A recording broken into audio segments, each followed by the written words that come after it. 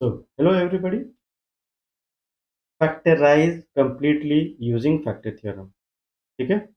Factor theorem से कह रहा है भाई यहाँ पे करने के लिए कह रहा है ये फैक्टर थ्योरम। और ये फैक्टर थ्योरम क्या कहता है? कहता है कि अगर फॉर एग्जांपल अगर x इज इक्वल टू, है ना, अगर x is equal to for example -2, इसमें रखने से अगर हमारा रिमाइंडर 0 आया, इसका मतलब x plus 2 is a factor of fx। ये वाला है आपका fx। ठीक है? यानी सही है। अच्छा, क्यों नहीं हम x इक्वल टू -2 रखें? -2 ही क्यों रखें? -1 भी रख सकते हैं, -1 भी रख सकते हैं, क्या जी? है कि नहीं?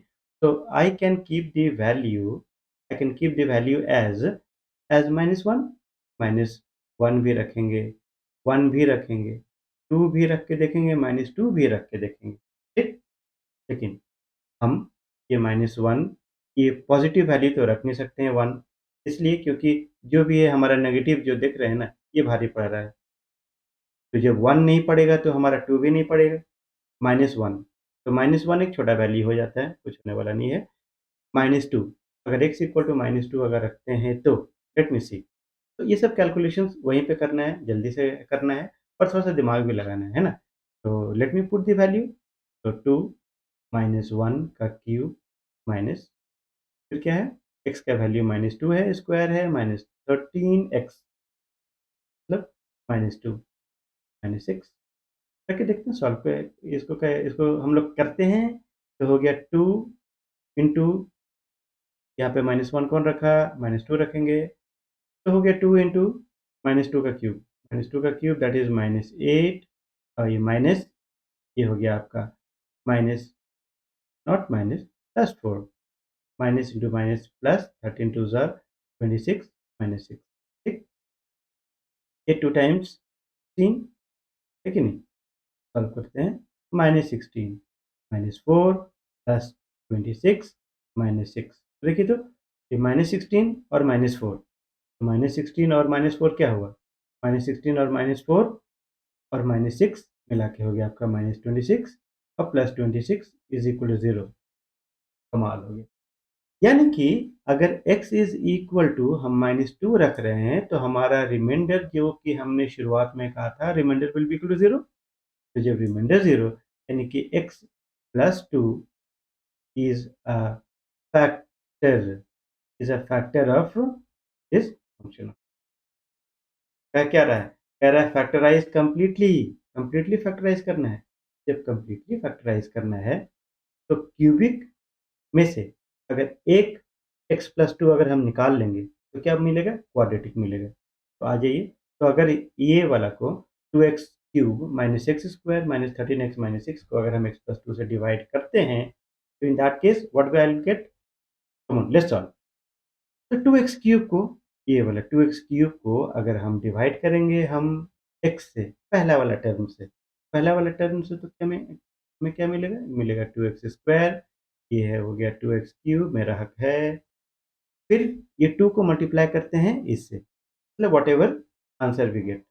तो 2 into 2 is equal to plus 4x square. Solve करेंगे माइनस माइनस गया काम से माइनस एक्स स्क्वायर और माइनस 4x स्क्वायर क्या हो गया? माइनस 5x माइनस 13x यहाँ उतार लेंगे 13x फिर से रिपीट करेंगे, मतलब माइनस 5x स्क्वायर को अगर हम पहला वाला टर्म से डिवाइड करेंगे तो क्या मिलेगा? -5x। यहाँ पर मिल गया -5x, यहाँ -5x स्क्वायर मुझे हक है।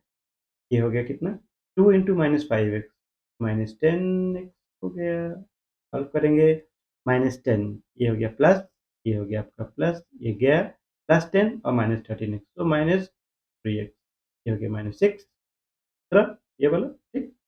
हाँ, फिर से -3x को डिवाइड करेंगे x से, क्या मिलेगा? -3 मिलेगा, -3 मिलेगा तो यहाँ -3x एंड +2 इंटू -3 -6। क्या बात है!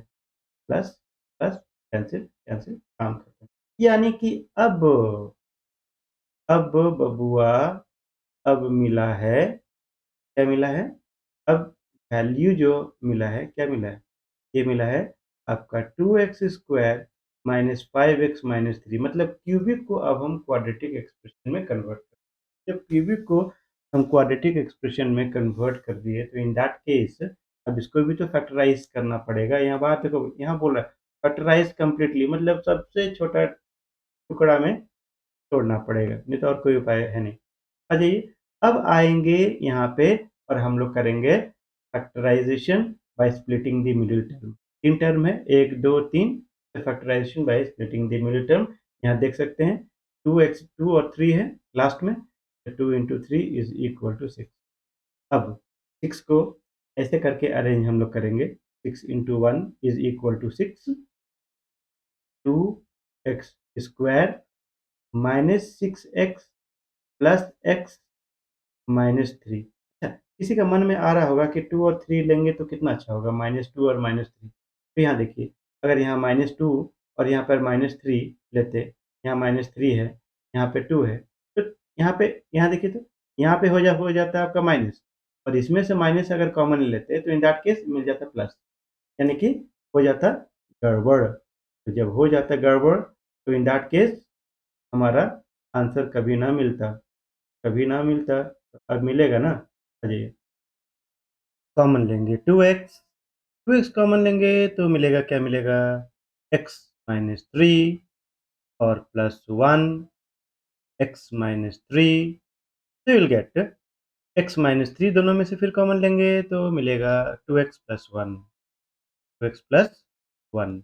This is your final solution ना। ये फाइनल सॉल्यूशन नहीं है, कह रहा है कि फैक्टराइज कंप्लीटली, यानी कि x प्लस 2 पहले से हम निकाल के रखे हुए हैं, देयरफॉर टोटल फैक्टर्स, नहीं, total factors will be x plus 2, जो हम लोग पहले निकाल चुके हैं, ये वाला x माइनस 3, आ जाइए x माइनस 3, x माइनस 3 और फिर 2x प्लस 1 जो अभी निकाले। तो total this is your complete factorization of this cubic polynomial, ठीक। If you have really learned something, you like, subscribe and share it with your friends. Thank you so much for learning.